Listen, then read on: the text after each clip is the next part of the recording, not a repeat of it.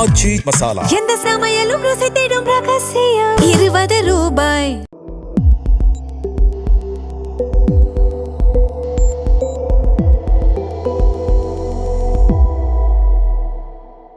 தமிழ் தடம் நேயர்களுக்கு வணக்கம். இன்றைய நேர்காணலில் நம்மோடு இணைந்திருப்பவர் ஊடகவியலாளர் திரு கெப்ரியல் தேவதாஸ் அவர்கள்.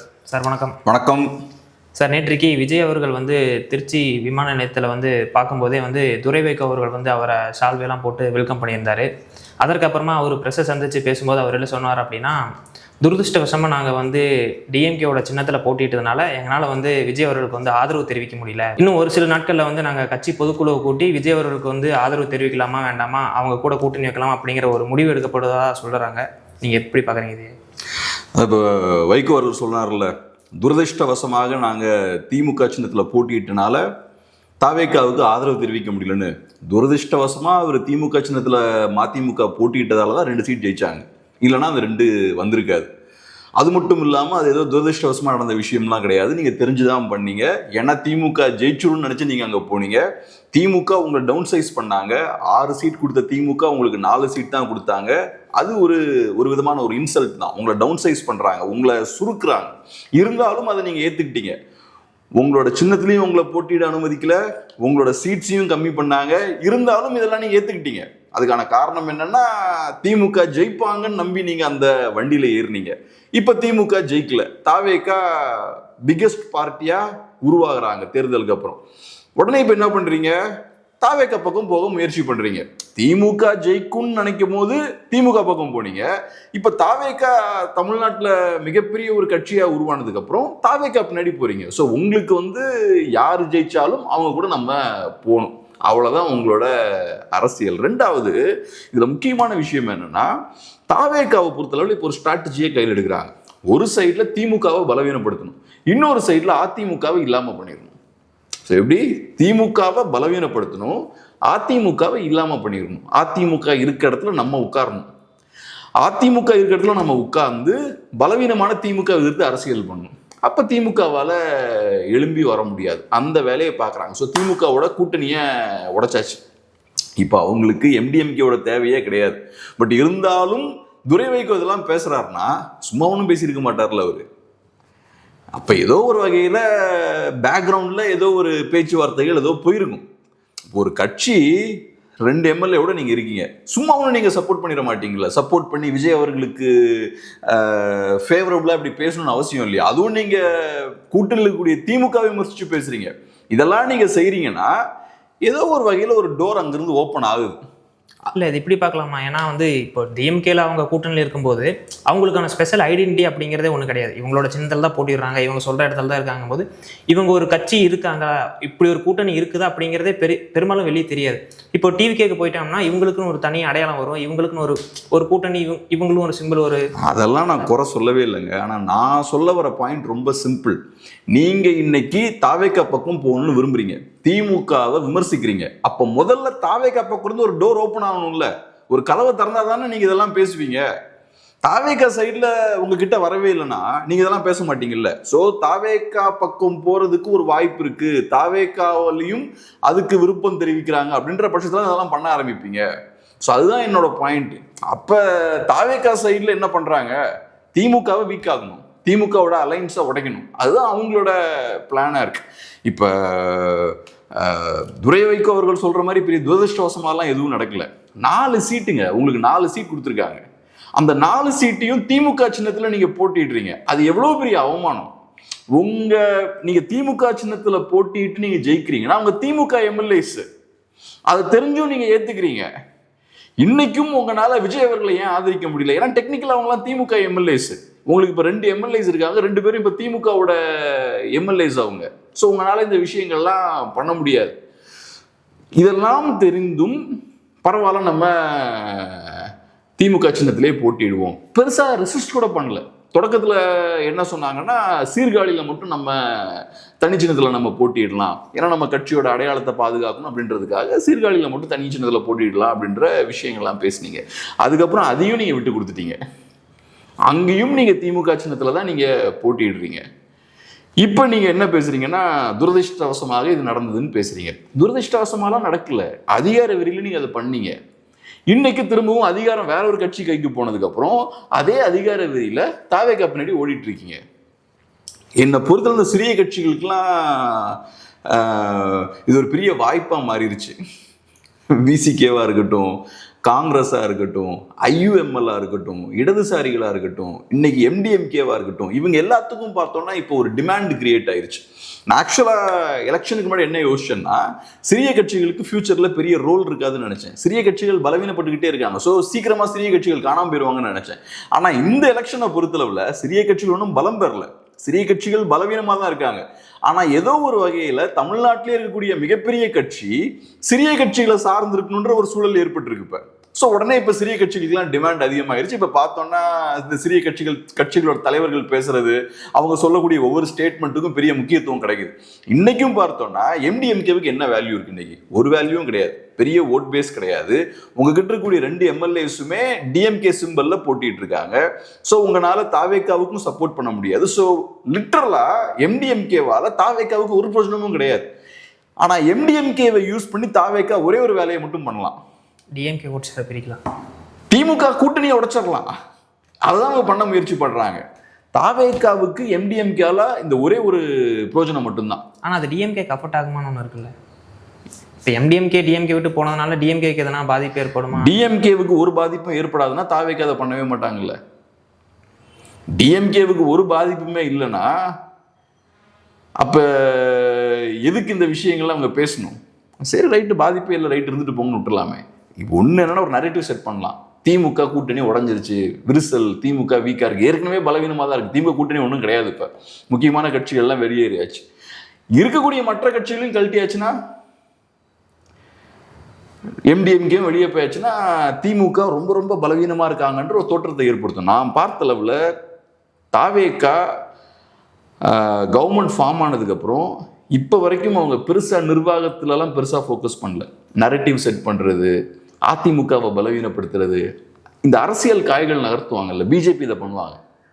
அரசியல் ரீதியாக காய்களை நகர்த்திக்கிட்டே இருக்கிறது, நரேட்டிவ் செட் பண்ணுறது, அப்புறம் ஏன் நீங்கள் சரியாக வேலை பண்ணணும்னு கேட்டால் நேருவை கை காட்டுறது, இதெல்லாம் பிஜேபி சூப்பராக பண்ணுவாங்க. அதே வேலையை தாவேக்கா அருமையாக இங்கே பண்ணிட்டு இருக்காங்க.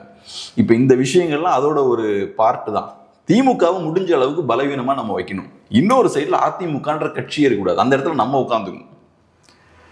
திமுக எதிர்த்து நம்ம அரசியல் பண்ணிக்கிட்டே இருப்போம், பலவீனமான திமுக எதிர்த்து அரசியல் பண்ணுவோம், அது நமக்கு பெர்ஃபெக்ட், இவங்க தான் எல்லாத்துக்கும் காரணம் அப்படின்னு ஒரு இமேஜை கிரியேட் பண்ணிடலாம்னு அவங்க பார்க்குறாங்க. அதுக்கு இப்போ எம்டிஎம்கேவை யூஸ் பண்ணுறாங்க. ஸோ எம்டிஎம்கேவை பொறுத்தளவில் தாவேக்காவுக்கு விசிகே தேவைப்படுது இல்லை, அந்த அளவுக்கு எம்டிஎம்கே தேவை கிடையாது. ஏன்னா எம்டிஎம்கே கிட்ட டெக்னிக்கலாக எம்எல்ஏஸே கிடையாது, அது திமுக எம்எல்ஏஸ். ஆனால் எம்டிஎம்கேவை யூஸ் பண்ணி திமுகவை காலி பண்ணலாம், திமுகவை பலவீனப்படுத்தலாம். அந்த வேலைக்கு இப்போ தாவேக்கா எம்டிஎம்கேவை யூஸ் பண்ணுறாங்க. இது போக அவர் என்ன சொல்கிறாரு, துரை வைகோ தாவேக்காவை டிஃபெண்ட் பண்ணியும் பேசுகிறார்.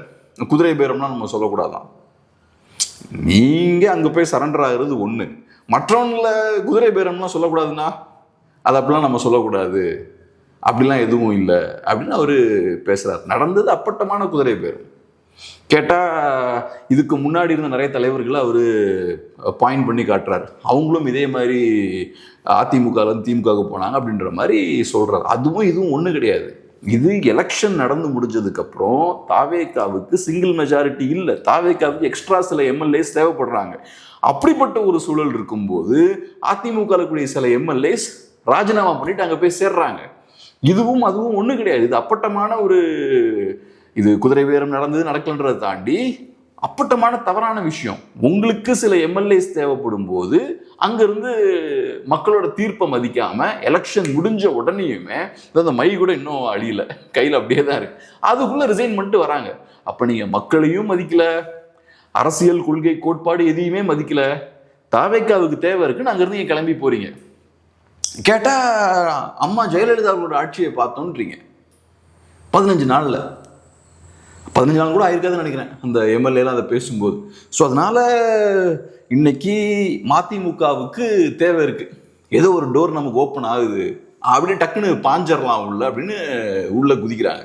அவர் ஒரு எம்பி, இவ்வளோ தூரத்துக்கு இறங்கி போக வேண்டிய அவசியம்லாம் இல்லை. திருச்சியில் போய் நேரில் சந்திச்சு அதுக்கப்புறம் அவரை குஷிப்படுத்துகிற மாதிரி இவ்வளோ விஷயங்கள் பேசி திமுகவை அட்டாக் பண்ணி தாவேக்காவை பாராட்டி இவ்வளவு வேலைகள்லாம் பண்ண வேண்டிய அவசியமே இல்லை, நிதானமா இருக்கலாம். இதோட இன்னும் ஒரு சின்ன ஒரு எக்ஸாம்பிள் நான் ஆட் பண்றேன். இந்த அரசியல்வாதிகள் எந்த அளவுக்கு மோசமான சந்தர்ப்பவாத அரசியல் பண்றாங்க அப்படின்றத நம்ம புரிஞ்சுக்கலாம். இப்ப தாவேக்காவை பொறுத்தளவுல திமுகவை தீய சக்தின்றாங்க, அதுக்கப்புறம் திமுகவோட கூட்டணி கட்சிகளை ஃபுல்லா உள்ள இழுக்கிறாங்க, இன்க்ளூடிங் மதிமுகவும் இப்போ அந்த சைடு போற மாதிரி தான் தெரியுது.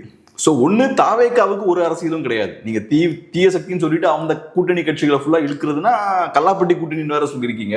அப்போ முதல்ல தாவேக்காவுக்கு ஒரு கொள்கை கோட்பாடு ஒரு விதமான என்னோட அரசியல் இதுதான் ஒன்றும் கிடையாது. அதிகாரத்துக்கு யாரோட வேணாலும் நாங்கள் கூட்டணி வைப்போம். இன்னொரு சைடில் இந்த சிறிய கட்சிகளும் பார்த்தோம்னா அவங்க பெரிய மதசார்பின்மை, சமூக நீதி அதுன்னு பேசினவங்க எல்லாம் இன்னைக்கு ஒரு வாய்ப்பு கிடைச்ச உடனே திமுக தூக்கி போட்டு எல்லாரும் இந்த சைடு இன்னைக்கு ஓடிட்டு இருக்காங்க. அதுல குறிப்பா இப்ப மாணிக்கம் தாக்கூர் அவர்களோட ஸ்டேட்மெண்ட்டை பார்த்தா ரொம்ப இன்ட்ரெஸ்டிங்கா இருக்கு. மாணிக்கம் தாக்கூர் அவர்கள் பொறுத்தல அவர் என்ன சொல்றாருன்னு பார்த்தோம்னா, சட்ட ஒழுங்கு நிர்வாகம் பார்த்தோம்னா பழுதுபட்டு போயிருக்கு அப்படின்னு மக்கள் நினைக்கிறனால தான் தாவேக்காவுக்கு ஓட் போட்டிருக்காங்க. ஸோ அதை நம்ம சரி செய்யணும்னா கொஞ்சம் கால அவகாசம் தேவை அப்படின்ற மாதிரி அவர் சொல்றாரு. ஸோ சட்ட ஒழுங்கு நிர்வாகம் ரொம்ப மோசமான சிச்சுவேஷனில் இதுக்கு முன்னாடி இருந்திருக்கு, அது சரியாகணும்னா டைம் வேணுன்றது அவங்களோட ஆர்கியூமெண்ட். அப்போ நீங்கள் இதுக்கு முன்னாடி யாரோட அலைன்ஸில் இருந்தீங்க, யார் பீரியடில் அது மோசமாச்சு அப்படின்ற ஒரு கேள்வியும் இருக்கு. நீங்கள் தாவேக்காவோட 15 வருஷமாலாம் பயணிக்கல, இப்போதான் நீங்கள் தாவேக்காவோட சேர்ந்து அலைன்ஸ் ஃபார்ம் பண்ணியிருக்கீங்க. ஸோ நீங்கள் சொன்ன மாதிரி சட்ட ஒழுங்கு சூழல் ரொம்ப மோசமாக இருக்குன்னா அது நடக்கும்போது நீங்கள் என்ன பண்ணிட்டு இருந்தீங்க?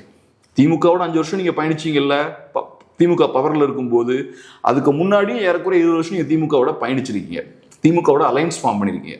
அப்போ தமிழ்நாட்டில் சட்ட ஒழுங்கு சூழல் சரியில்லாமல் இருந்தபோது நீங்கள் ஏன் அமைதியாக இருந்தீங்க? லாஸ்ட் 5 இயர்ஸ் நீங்கள் எந்த குரலும் எழுப்பாமல் ஏன் குவைட்டாக இருந்தீங்க? 5 வருஷம் சரியா இல்லைன்றனால தானே இன்னைக்கு மோசமாக இருக்கு. இது ஒன்று இந்த லாஸ்ட் 15 டேஸில் உருவான பிரச்சனை இல்லையே. அப்போ நீங்கள் ஏன் அமைதியாக இருந்தீங்க? அரசியல்வாதிகள்கிட்ட நம்ம இந்த கேள்வியெல்லாம் கேட்கணும். தமிழ் மக்களை பொறுத்தளவு நம்ம அரசியல்வாதிகள்கிட்ட எந்த கேள்வியும் கேட்கறதே கிடையாது. அவர் பாட்டுக்கு அசால்ட்டா தைரியமா பேசுறாரு, சட்ட ஒழுங்கு நிர்வாகம்லாம் பழுதுபட்டு போயிருக்கு, அது சரியாகணும்னா டைம் ஆகுன்றார். அது பழுதுபட்டு இருக்கும்போது நீங்க என்ன பண்ணிட்டு இருந்தீங்க? அது மோசமாயிட்டு இருக்கும்போது நீங்க என்ன பண்ணிட்டு இருந்தீங்க? ஏன் நீங்க குவைட்டா இருந்தீங்க? அந்த கேள்வி ஏன் யாரும் கேட்க மாட்டேங்கிறாங்க. இன்னைக்கு என்னமோ இவ்வளவு தூரத்துக்கு அவரு இந்த லாஸ்ட் ஒரு 5 இயர்ஸ் உட்கட்சி சண்டை தவிர நீங்க எதுவுமே பண்ணல. காங்கிரஸ் பார்ட்டி செய்த ஒரே காரியம் அவங்க கட்சிக்குள்ள சண்டை போட்டுட்டு இருந்தாங்க, இன்னைக்கும் அதை தான் பண்ணிட்டு இருக்காங்க. அவங்களுக்கு பிரச்சனையே அவங்க கட்சிக்குள்ள நடக்கிற சண்டை தான். இப்போ அவங்க தாவேக்காவுக்கு சிபாரிசு பண்றாங்க, கொஞ்சம் டைம் கொடுங்க அப்படின்றாங்க. ஸோ இதை நான் சொல்றதுக்கான காரணம் என்னன்னா, இந்த அரசியல் கட்சிகள் எவ்வளவு எந்த அளவுக்கு இறங்கி போறதுக்கு ரெடியா இருக்காங்கன்னு பாருங்க. திமுக என்னடான்னா கூட்டணி கட்சிகளை கொஞ்சமும் மதிக்காம கழுத்தை பிடிச்சி நெரிச்சு உள்ள உட்கார வச்சிருந்தாங்க, அவங்கள முடிஞ்ச அளவுக்கு அவமதிச்சாங்க, அவங்களோட சீட்ஸ் எல்லாம் கம்மி பண்ணாங்க, அவங்க பண்ணக்கூடிய தவறுகளையும் சிறிய கட்சிகள் கேட்காத வகையில் வச்சிருந்தாங்க. அதுக்கப்புறம் தாவேக்காவை பார்த்தோம்னா அந்த சிறிய கட்சிகளை திமுக கிட்ட இருந்து பறிக்கிறாங்க, திமுக தீய சக்தின்னு சொல்லிட்டு அவங்களோட அலைன்ஸை இப்போ உடச்சி இந்த பக்கம் கொண்டு வந்துட்டாங்க. அப்புறம் சிறிய கட்சிகளை பொறுத்தளவில் காங்கிரஸாக இருக்கலாம், எம்டிஎம்கேவா இருக்கலாம், இவங்களும் பார்த்தோம்னா முடிஞ்ச அளவுக்கு லெஃப்ட் ரைட் சென்டர்னு பல்ட்டி அடிச்சுட்டு இருக்காங்க. இன்னைக்கு அவங்க நேற்று வரைக்கும் எப்படி திமுகவை சந்தோஷமா வச்சிருந்தாங்களோ இன்னைக்கு அதே மாதிரி தாவேக்காவை சந்தோஷமா வச்சுக்க முயற்சி பண்ணிட்டு இருக்காங்க. இப்போ அடுத்ததான் ஏடிஎம்கேக்குள்ள நடக்கக்கூடிய உட்கட்சி பிரச்சனை. இப்போ விஜயபாஸ்கர் அவர்களும் பார்த்தீங்கன்னா சிவி சண்முகம் இவங்க 2 பேரும் ஒரு முடிவு எடுக்காமல் இருக்காங்க. அவங்க ஒரு முடிவு எடுக்கணும், நாங்கள் அதிமுகவில் தொடரணும் அப்படின்னா இவங்களை நம்பி வந்த எம்எல்ஏக்கள்லாம் அந்த பழைய பொறுப்பே கொடுத்து அவங்கள இது பண்ணீங்கன்னா நாங்கள் இணையறக்கான வாய்ப்பு இருக்குது அப்படின்ற மாதிரி நியூஸ் வருது. இது எப்படி பார்க்குறீங்க? இப்போ அதிமுகவில் சிக்கல் நிறைய இருக்குங்க. எப்போவுமே ஜெயிக்கும் போது நம்ம நிறைய பேர் அகாமடேட் பண்ணலாம், நம்மக்கிட்ட அதிகாரம் இருக்கும்போது நிறைய பேர் அகாமடேட் பண்ணுறது ஈஸி.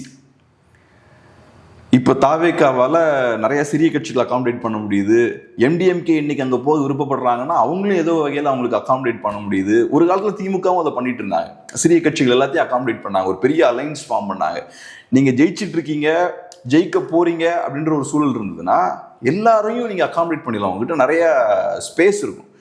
ஆனால் நீங்கள் தோத்துக்கிட்டு இருக்கும்போது உங்ககிட்டயே அதிகாரம் ரொம்ப கம்மியாக இருக்கும், மற்றவங்க கிட்ட உங்க அதிகாரத்தை நீங்க பகிர்ந்துக்கவும் முடியாது. அப்புறம் நிறைய பேருக்கு நீங்க அதிகாரத்தை பகிர முடியாதுன்னு சூழல் ஏற்படும் போது அவங்களும் உங்கள்கிட்ட சண்டைக்கு வருவாங்க. இப்ப கட்சி 2ஆ உடையுது, ஒரு குரூப் வந்து தலைமைக்கு எதிராக செயல்படுறாங்க, ஃப்ளோர் டெஸ்ட்லாம் மாற்றி ஓட் போடுறாங்க.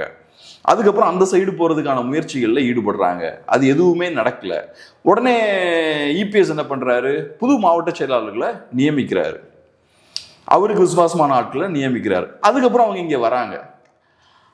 அப்போ நீங்கள் திரும்ப புதுசாக நியமித்தவங்களை தூக்கி போட்டு அவங்களுக்கே பதவி கொடுக்க முடியாது. கொடுத்தீங்கன்னா அப்போ புதுசாக நியமிக்கப்பட்டவங்க வருத்தப்படுவாங்க. நாங்கள் உங்களுக்கு விசுவாசமாக இருந்தோம், எங்கள் மேலே நம்பிக்கை வச்சு தான் நீங்கள் எங்களுக்கு பதவி கொடுத்தீங்க, அவங்க உங்களுக்கு எதிராக செயல்பட்டு வெளியே போயிருக்காங்க, அப்புறம் வேறு வழி இல்லாமல் உள்ளே வந்திருக்காங்க, இப்போ அவங்களுக்காக எங்களுக்கு கொடுத்த அந்த பதவியில் நீங்கள் பறிச்சிங்கன்னா அது எப்படி நியாயமாக இருக்கும்னு தான் அவங்க யோசிப்பாங்க.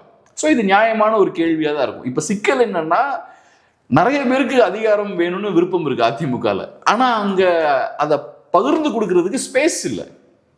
இன்னும் கொஞ்சம் கூட இப்போ குழப்பங்கள் வர ஆரம்பிக்குது. இருக்கக்கூடிய இந்த பதவிகளுக்கும் பொறுப்புகளுக்கும் இனி சண்டை போட ஆரம்பிப்பாங்க. இன்னொரு முக்கியமான விஷயம் என்னன்னு பார்த்தோம்னா, இப்போ எலெக்ஷனுக்கு முன்னாடி அதிமுகவுக்கு லாட்ரி மார்ட்டின் ஃபேமிலி ஏறக்குறைய 60 crores வந்து அவங்க கான்ட்ரிபியூட் பண்ணாங்க, டொனேஷன்ஸாக கொடுத்தாங்க. இப்போ பார்க்குறேன் இபிஎஸ் அவர்கள் கடுமையாக தாவேக்காவை விமர்சித்து பேசிகிட்டு இருக்காரு. இப்போ கூட ஒரு அறிக்கை விட்டுருக்காரு, போதை கலாச்சாரத்துக்கு எதிராலாம் பேசியிருக்காரு. இந்த நடந்த அந்த ஒரு யங்ஸ்டர் வந்து கொல்லப்பட்டிருக்காரு, அதுக்கு எதிராக ரொம்ப காட்டமான ஒரு அறிக்கையை வெளியிட்டிருக்காரு. இது வரைக்கும் பார்த்தோம்னா தாவேக்கா பவருக்கு வந்ததுக்கப்புறம் இபிஎஸ் ஃபுல் ஃப்ளெட்ஜாக தாவேக்காவுக்கு எதிராக போயிட்டு இருக்காரு. தாவேக்கா எதிர்த்து நிறைய அறிக்கைகள் விட்டுட்டு இருக்காரு. லீமா ரோஸ் அவர்கள் தாவேக்கா ஆட்சி நல்லா தான் நடந்துட்டு இருக்குன்றாங்க. இபிஎஸ் இவ்வளவு ஸ்ட்ராங்கா சண்டை போட்டுட்டு இருக்காரு. லீமா ரோஸ் அவர்கள் அதிமுகவோட எம்எல்ஏ, அவங்க என்ன பேசுறாங்க, தாவேக்கா ஆட்சி நல்லா நடந்துட்டு இருக்குன்றாங்க. அப்ப உங்க கட்சிக்குள்ள பெரிய சிக்கல் இருக்கு. இப்ப நீங்க ஒரு டைரக்ஷன்ல போறீங்க, கட்சியில இன்னொரு குரூப் வேற ஒரு டைரக்ஷன்ல போறாங்க. இந்த கட்சி நான் சொல்றேன் நாளைக்கு திரும்பவும் உடைக்க முயற்சி பண்ணுவாங்க. அது நடக்கக்கூடாதுன்னா உங்களுக்கு எதிராக இப்ப செயல்பட்டு இருக்கவங்களா நீங்க இப்பயே வெளில தள்ளுறது பெட்டர். இப்போ லீமா ரோஸ் அவர்களை ஈஸியாலாம் வெளியேற்ற முடியாது. அதுக்கான காரணம் நான் ஏற்கனவே சொன்ன மாதிரி 60 கோடி ரூபா டொனேட் பண்ணியிருக்காங்க, 25 டொனேட் பண்ணாங்கன்னு நினைக்கிறேன். அந்த காலகட்டத்தில் பார்த்தோம்னா அதிமுகவுக்கு மொத்தம் அந்த பொலிட்டிக்கல் டொனேஷன்ஸில் 90% அது. ஸோ 90% நீங்கள் ஒரு குரூப்பை நம்பி இருக்கீங்கன்னா ஃபினான்ஷியலாக நீங்கள் அவங்கள எதுவும் பண்ண முடியாது.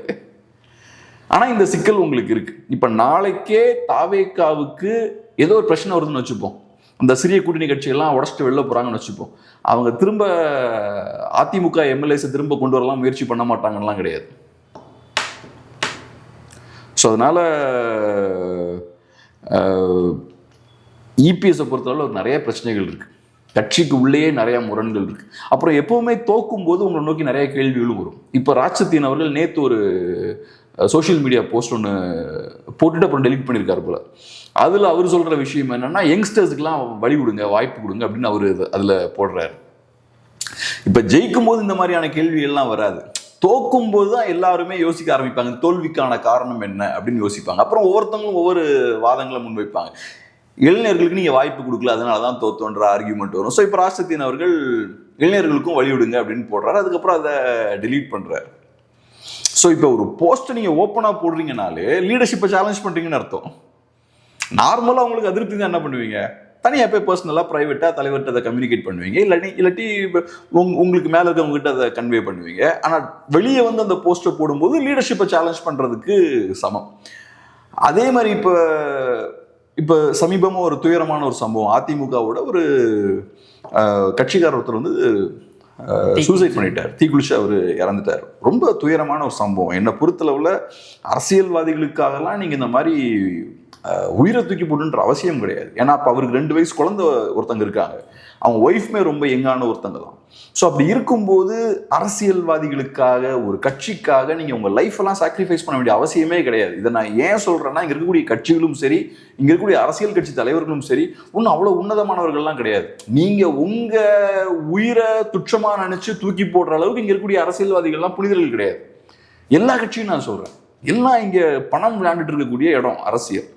ஸோ நீங்கள் அவங்களுக்காக உங்கள் லைஃப்லாம் சாக்ரிஃபைஸ் பண்ணிக்க வேண்டிய அவசியமே இல்லை. பட் இருந்தாலும் அவர் ஒரு உண்மையான தொண்டரா மேபி இருக்கலாம், அவருக்கு அவர் கட்சி பெரிய வீழ்ச்சியில் இருக்குது, பிளவெல்லாம் சந்திக்குதுன்ற போது அவருக்கு பெரிய வலி ஏற்படுது. அப்போ அவர் அது தாங்கிக்க முடியாமல் இந்த மாதிரியான ஒரு விஷயத்தை அவர் பண்ணுறாரு. அவரோட கடைசி ஆசையும் இபிஎஸ் அவர்கள் இறுதி அஞ்சலி செலுத்தணும் அப்படின்றது அவரோட கடைசி ஆசையாக இருக்குது. அப்புறம் இபிஎஸ் அவர்களும் அதை செய்கிறார். ஸோ இப்போ இந்த மாதிரியான விஷயங்களும் இருக்குது. நான் சொன்ன மாதிரி கட்சிக்குள்ளே இப்போ லீமா ரோஸ் மாதிரியான லீடர்ஸ் பார்த்தோம்னா இபிஎஸ் ஒரு சைடில் போகிறார், அவங்க இன்னொரு சைடில் போய்கிட்டு இருக்காங்க. அப்புறம் கட்சிக்குள்ளே லீடர்ஸ் கேள்வி கேட்குறாங்க. யார்? ராஜ்சத்தியன் அவர்கள் ஒரு போஸ்ட் போடுறாரு. அப்புறம் மற்ற அதிருப்தி லீடர்ஸ்குள்ளே இருக்குது. தொண்டர்களுக்கு ஒரு விதமான ஒரு பதட்டமும் ஒரு அதிருப்தியும் இருக்குது. ஐயோ நம்ம கட்சி என்ன ஆகும்னு தெரியலையே, இப்போ கட்சி மீண்டு வந்துருன்ற நம்பிக்கை இருந்தால் அவர் அப்படி பண்ணியிருக்க மாட்டார்ல. ஏதோ ஒரு வகையில் ஒரு அவநம்பிக்கை அவருக்கு இருக்குது. ஐயோ நம்ம கட்சி இப்படி வீழ்ந்துக்கிட்டே இருக்கு, இதனால் தாங்கிக்க முடியலன்ற ஒரு அவநம்பிக்கை. இல்லை கட்சி எப்படியும் மீண்டு வந்துருன்ற நம்பிக்கை இருந்ததுன்னா பார்த்துக்கலாம் அப்படின்னு யோசிப்பாங்க.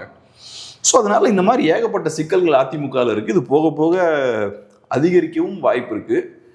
பார்ப்போம் என்ன பண்ண போகிறாங்க அதிமுகன்றதை. அடுத்ததாக வந்து நேத்திக்கு வந்து விஜய் அவர்கள் பேசின பேச்சுக்கு வந்து பதிலடி கொடுக்கும் விதமாக அதிமுக தரப்பு வந்து மிகப்பெரிய ஒரு கண்டனத்தை வந்து வெளியிட்டிருந்தாங்க அதிமுக ஐடிவிங் சார்பாக.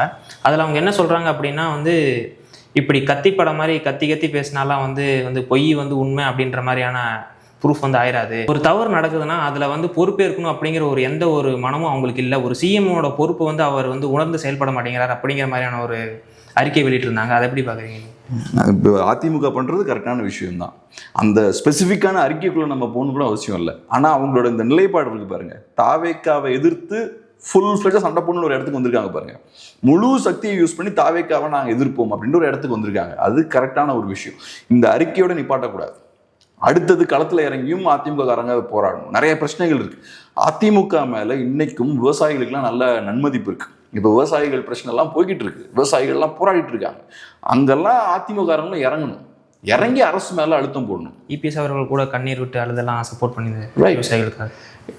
விவசாயிகள் மத்தியில் கிராம பகுதிகளில் இன்னைக்கும் அதிமுகவுக்கு பெரிய ஒரு பேஸ் இருக்கு. இன்னைக்கு அப்பட்டமாக விவசாயிகளை தாவேக்க ஏமாத்திருக்காங்க. அதை பண்ணிடுவோம் இதை பண்ணிடுவோம்னு ஒன்றும் பண்ணல. உங்களோட பயிர்கடன்லாம் தள்ளுபடி பண்ணிடுவோம்னு சொன்னாங்க. அதுக்கு கண்டிஷன்ஸ்லாம் சொன்னாங்க. 5 ஏக்கருக்கு கீழே இருந்தால் முழுமையாக அந்த விவசாயிகளுக்கு நாங்கள் பயிர்கடன் தள்ளுபடி பண்ணுவோம், 5 ஏக்கருக்கு மேலே இருக்கக்கூடிய விவசாயிகளுக்கு 50% நாங்கள் தள்ளுபடி பண்ணுவோம். நாங்கள் இன்றைக்கி அதெல்லாம் பண்ணல. அதுக்கப்புறம் ரூல்ஸ் எல்லாம் மாற்றிட்டாங்க. இப்போ கேட்டால் எதுக்கு பெரிய விவசாயிகளுக்கெல்லாம் எதுக்கு தள்ளுபடி பண்ணணும் அப்படின்னு ஆதரவாளர்கள் பேசிகிட்டு இருக்காங்க. அதெல்லாம் பேச்சு கிடையாது. நீங்கள் சொன்னதை ஏன் செய்யலை? விவசாயிகள் கேள்வி கேட்கணும், சொன்னால் சொன்னதை செய்யணும். அப்படி செய்ய முடியாதுன்னா பொய் சொல்லக்கூடாது. இந்த ஒரு புரிதல் மக்களுக்கு வேணும். அதிமுக காலகட்டத்திலையும் சரி, திமுக ஆட்சி பண்ணும்போதும் சரி, மக்கள் அதை கேட்கணும் எப்போவுமே. இதுக்கு முன்னாடியும் கேட்கல, இப்பயும் கேட்க மாட்டேங்கிறாங்க. மக்கள் ஏமாளிகளாகவே இருக்கிறது கரெக்டாக இருக்காது. ஸோ அதிமுகவை பொறுத்தளவில் தாவேக்காவோட சண்டை போடுறது தான் கரெக்டு. ஏன் சண்டை போடுறது கரெக்ட்னா, இப்போ அதிமுக மீண்டு வருமானு என்கிட்ட நீங்கள் கேட்டிங்கன்னா எனக்கு சந்தேகங்கள் இருக்குது. அதிமுகனால திரும்பவும் பழையபடி மீண்டு வர முடியுமான்னு கேட்டால் நிறைய சந்தேகங்கள், டவுட்ஸ் எனக்கு இருக்குது. அது நடக்காதுன்றதான் என்னோட பார்வை. ஆனால் அதிமுகன்ற கட்சியோட ஒரு தலைவர் அந்த கட்சியை எப்படி மீட்டு கொண்டு வரலாம் தான் யோசிக்கணும். அந்த கட்சியை அடகு வச்சு எப்படி நம்ம சம்பாதிக்கலான்னு பார்க்கக்கூடாது. அந்த கட்சியை எப்படி மீட்டு கொண்டு வரலாம்னா அதிமுக கட்சி தலைவர் யோசிக்கணும். அதை தான் அந்த கட்சி தொண்டர்களும் விரும்புகிறாங்க. அதனால தான் ஒருத்தர் தீ குளிச்சிருக்காரு. அப்போ தொண்டர்களோட விருப்பம் என்னவா இருக்குது? இந்த கட்சி எப்படியாவது திரும்ப காப்பாற்றணுன்றதான் தொண்டர்களோட விருப்பமாக இருக்குது. அப்போ அதிமுக என்ன செய்யணும்? விட்ட இடத்த பிடிக்கணும். தாவேக்கா ஒன்றும் உண்மையான திமுக எதிர்ப்பு கட்சி கிடையாதுங்க, நாங்கள் தான் உண்மையான திமுக எதிர்ப்பாளர்கள். தாவேக்கா சும்மா சினிமா கவர்ச்சியை காட்டி வந்துட்டாங்க அப்படின்ற அந்த அரசியலை நீங்கள் பண்ணணும். அப்போ தான் நாளைக்கு தாவேக்காவுக்கு எதிரான ஒரு அலை வருதுன்னே வச்சுப்போம். அப்போ இந்த மக்கள் அந்த பக்கம் திரும்ப போவாங்க. அதனால தான் தாவேக்கா அதிமுகவை பார்த்து பயப்படுறாங்க. அதிமுகன்ற கட்சியை சீக்கிரம் இல்லாமல் பண்ணிடணும்னு பார்க்குறாங்க. நாங்கள் 90% அதிமுக இந்த பக்கம் வந்துருவாங்கன்னு சொல்றது இதெல்லாம் அங்கிருந்து வர்றதுதான். ஏன்னா தாவேக்காவுக்கு அதிமுகவை பார்த்து ஒரு பயம் இருக்கு. நாளைக்கு நம்ம சொன்னதெல்லாம் செய்ய முடியலன்னா இன்னைக்கு நமக்கு ஓட்டு போட்டவங்க அதிமுக பக்கம் போறதுக்கு வாய்ப்பு இருக்கு. அவன் திமுக பக்கம் போக மாட்டான், அவன் திமுக ஓட்டர்ஸ் கிடையாது. இந்த சைடு போறதுக்கு நிறைய வாய்ப்பு. ஸோ கட்சியை இப்போ திரும்ப மீண்டு வர்றதுக்கு வாய்ப்பு இருக்கு, நம்ம கட்சி காணாமல் போறதுக்கு வாய்ப்பு இருக்கு. அதனால தாவேக்கா ரொம்ப கவனமா இருக்காங்க.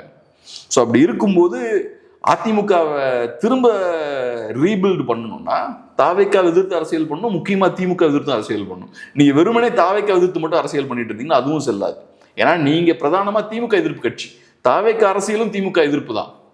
அப்போ ஒரு சைட்ல நீங்க திமுக எதிர்க்கணும், இன்னொரு சைட்ல தாவேக்கா ஒரு போலி கட்சின்றதை நீங்க அம்பலப்படுத்தணும். இது ரெண்டையும் பண்ணீங்கன்னா நாளைக்கு நீங்க திரும்ப மீண்டு வருவதற்கான வாய்ப்பு இருக்கு. அந்த வேலையை இபிஎஸ் பண்றாரு. எந்த அளவுக்கு எஃபெக்டிவா பண்றாருன்றது வேற. ஆனால் அதை செய்யணுன்றது தான் அவரோட நோக்கமாக இருக்குது. அதனால தான் இப்போ தாவேக்காவை எதிர்த்து பேசிக்கிட்டு இருக்காரு. அது கரெக்டான விஷயம் தான். இப்போ அடுத்ததான் வந்து திருமா அவர்கள் வந்து நேற்றுக்கு ஒரு வீடியோ வெளியிட்டிருந்தார். அதில் அவர் என்ன சொல்லியிருந்தார் அப்படின்னு பார்த்தோம்னா, நான் நினச்சிருந்தேன்னா அமைச்சர் பதவி வந்து என்னால் ஜெயிக்காமே வாங்கியிருக்க முடியும், அதுக்கப்புறம் கூட நான் திருச்சி கிழக்கில் போட்டிட்டு நான் என்னால் ஜெயிச்சிருக்க முடியும், ஆனால் அதை நான் செய்யலை, கூட்டணி தர்மத்துக்காக நான் இது பண்ணேன் அப்படின்ற மாதிரியான ஒரு ஸ்டேட்மெண்ட் கொடுத்துருக்காரு. அதை எப்படி பார்க்குறீங்க? இப்போ 2 விதமான சிறிய கட்சிகள் இருக்காங்க. இப்போ இடதுசாரிகள், விசிகே, ஐயுஎம்எல், காங்கிரஸ், இந்த கட்சிகள்லாம் பார்த்தோம்னா ஒரு மாதிரி கொஞ்சம் பேலன்ஸ்டாக தான் இருக்காங்க. அவங்க பெருசாக தாவேக்காவுக்கு புகழாரம்லாம் பாடலை, பெருசாக தாவேக்காவை பயங்கரமாக சப்போர்ட் பண்ணிட்டு தாவேக்காவை குஷிப்படுத்துறதுக்கான வேலைகள்லாம் பண்ணிட்டு திமுகவை பயங்கரமாக எதிர்த்துக்கிட்டு அந்த வேலையை பண்ணல. அதுக்கான காரணம் என்னன்னா, தாவேக்காவுக்கு அவங்களோட தேவை இருக்கு.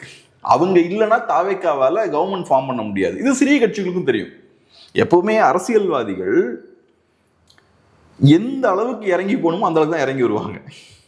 அதே மாதிரி எந்த அளவுக்கு அழுத்தம் போடணுமோ அந்த அளவுக்கு தான் அழுத்தம் போடுவாங்க. தேவையை மீறி எதையும் பண்ண மாட்டாங்க. நமக்கு இதுதான் தேவை, ஒருத்தனை வழி கொண்டு வரணும், கொஞ்சம் அழுத்தம் போடணும், அதை மட்டும் போடுவோம். இந்த கொள்கை கோட்பாடு முழுமையாக சண்டைக்கு போகிறது அதெல்லாம் யூடியூபர்ஸ் பண்ணுற வேலை. பொலிட்டிஷியன்ஸ் அப்படி பண்ண மாட்டாங்க. ஸோ இப்போ இந்த சிறிய கட்சிகள் பார்த்தோம்னா பெரிய லெவலில் தாவேக்காவை குஷிப்படுத்துறதுக்கான விஷயங்கள்லாம் பண்ணல, கூட்டணியில் இருக்கக்கூடிய இந்த சிறிய கட்சிகள்லாம். அதுக்கான காரணம் என்னன்னா, தாவேக்காவுக்கு இந்த கட்சிகள் தேவை. ஆனால் இப்போ எம்டிஎம்கே மாதிரியான கட்சியை பொறுத்தளவுல தாவேக்காவுக்கு கொடுக்கறதுக்கு அவங்க கிட்ட ஒன்றுமே இல்லை. உடனே என்ன பண்ணுறாங்க, இறங்கி வராங்க. ரைட், நம்ம கிட்ட கொடுக்கறதுக்கு ஒன்றும் இல்லை, தாவேக்காவுக்கும் நம்மளோட தேவை இல்லை. அப்போ நம்ம தாவேக்காவுக்கு பிரோஜனமான ஒரு ஆளாக இருக்கணும்னா இன்னும் கொஞ்சம் இறங்கி போகணும். திமுகவையும் அட்டாக் பண்ணணும், தாவேக்காவையும் சப்போர்ட் பண்ணி பேசணும். இந்த விஷயங்கள்லாம் பண்ண வேண்டிய தேவை இருக்கு. ஸோ விசிகேவும் பார்த்தோம்னா அப்படியே கரெக்டாக பேலன்ஸ்டாக கொண்டு போகிறார் திருமாவளவன் அவர்கள். பெரிய லெவலில் திமுகவும் விட்டு கொடுக்கல, பெரிய லெவலில் டிவிக்கு எதிராகவும் போல, அப்படியே 2 பக்கமும் பேலன்ஸ்டாக மெயின்டைன் பண்ணுறாரு. இந்த பேலன்ஸ்டாக மெயின்டைன் பண்ணுறது இருக்குல்ல, இது தாவேக்காவுக்கு சிக்கல். தாவேக்காவை பொறுத்தவரை அவங்க என்ன விரும்புவாங்கன்னா, இவங்க ஃபுல்லாக நம்ம அணிக்கு வரணும். ஒரு காலத்தில் எப்படி திமுகவை ஃபுல்லாக சப்போர்ட் பண்ணி பேசினாங்க, அந்த மாதிரி ஃபுல்லாக நம்மளை சப்போர்ட் பண்ணி பேசணும். எப்படி அவங்க பாஜக எதிர்த்தாங்க அந்த மாதிரி திமுக எதிர்க்கணும். ஏன்னா தாவேக்கா அரசியல் அதுதானே, தீய சக்தி திமுக தானே.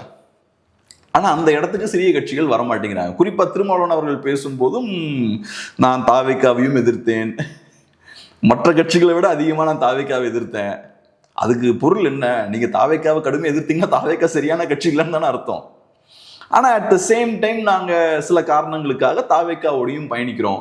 தாவேக்கா நல்ல சூப்பரான கட்சி, தமிழ்நாட்டுக்கு தேவையான கட்சின்லாம் சொல்ல. தாவேக்கா பவருக்கு வரலன்னா கவர்னர் ரூல் வரும், அதனால நாங்கள் தாவேக்காவை சப்போர்ட் பண்ணோம்.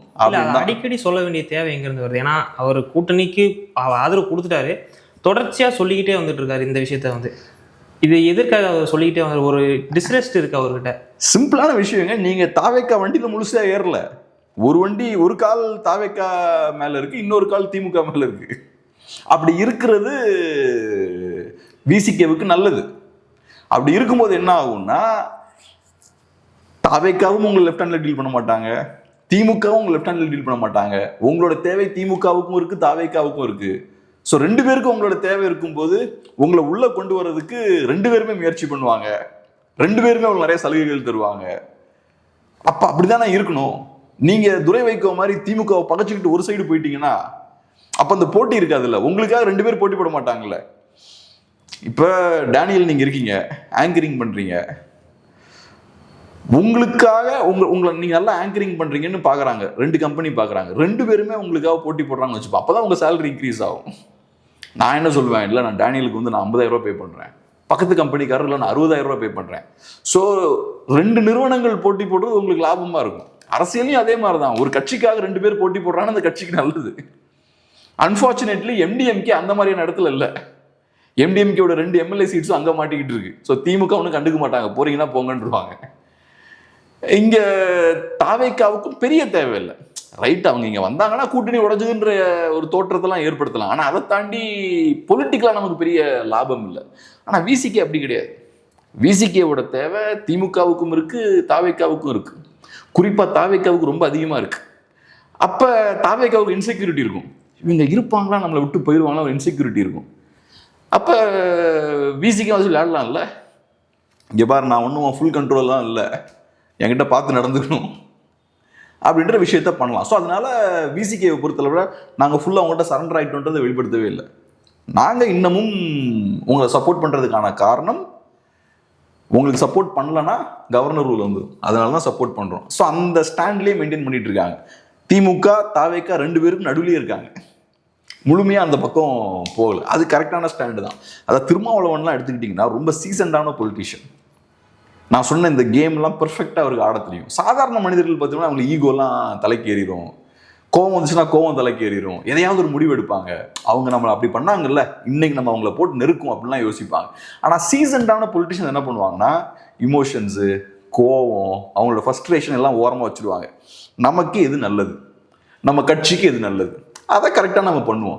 திமுக அப்படி தான் பண்ணுவாங்க. ஆனால் இன்னைக்கு நமக்கு திமுகவும் தேவை இருக்குது. அப்போ திமுகவையும் கரெக்டாக யூஸ் பண்ணிப்போம், தாவேக்காவையும் கரெக்டாக யூஸ் பண்ணிப்போம், ஒரு பேலன்ஸை நம்ம கிரியேட் பண்ணுவோம். அது சீசன்டான ஒரு பொலிட்டிஷியன் பண்ணக்கூடிய விஷயம். காரியமான ஒரு ஆள் அப்படி தான் பண்ணுவார், அதை அவர் கரெக்டாக பண்ணுறாரு. பார்க்கலாம். நிறைய விஷயம் நம்மளோட பகிர்ந்துட்டீங்க. நன்றி. நன்றி.